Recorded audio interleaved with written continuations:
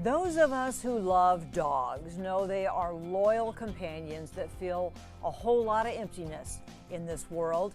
Dogs and members of the military find each other through the nonprofit group Paws of War. And Robert Mazzari is co-founder of that nonprofit group, joining us now to share this unique mission. Robert, I'm so glad you're with us. Congrats on what you've been able to do with Paws of War. Good to have you today. Thank you, Paula. It's great to be here. Have you always been a dog lover yourself? My whole life. Yeah, and so I think when your chance to co-found this came along, I bet it was a passion project from the very beginning. How did it start?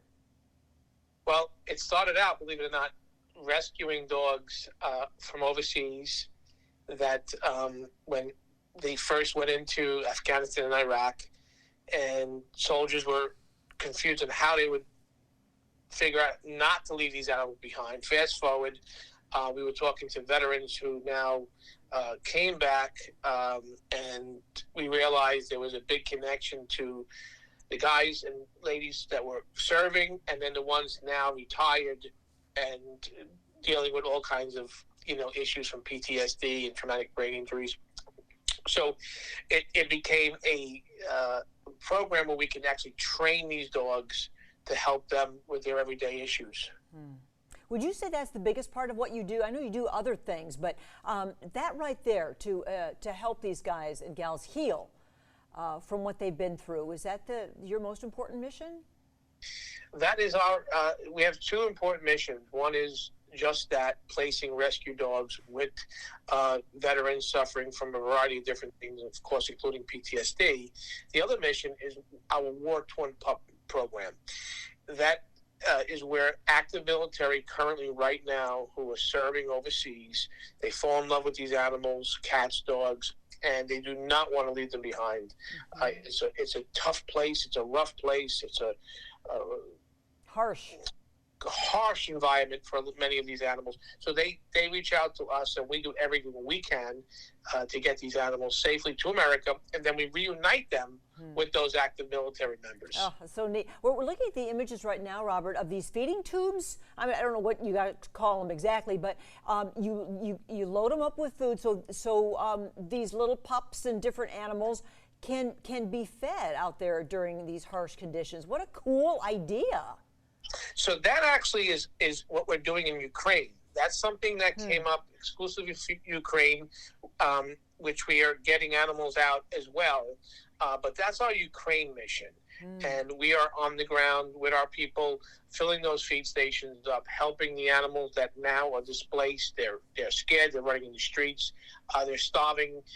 Those feed stations we created, we're putting them on trees and poles. Those are designed to keep those animals alive. Wow, that is so special. I mean, what a great idea. Very, there's a lot of ingenuity involved in being able to set those up, and that they really work, and that the animals go right to them. They do. It's a simple concept. It's gravity driven.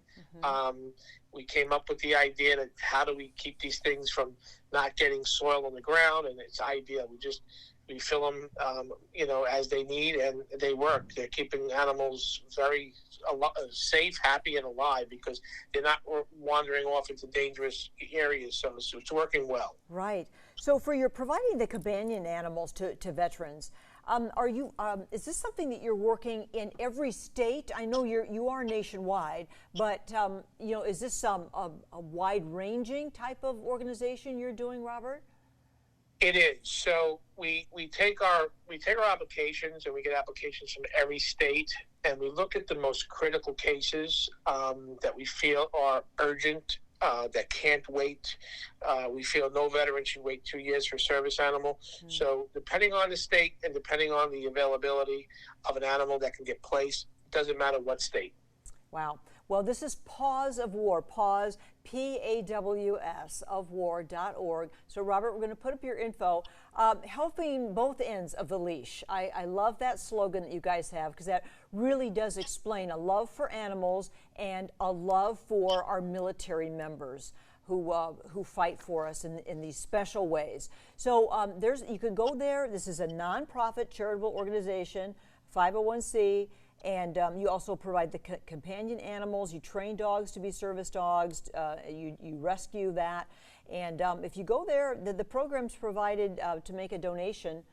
You can do that through this site, Robert? You can, Paula.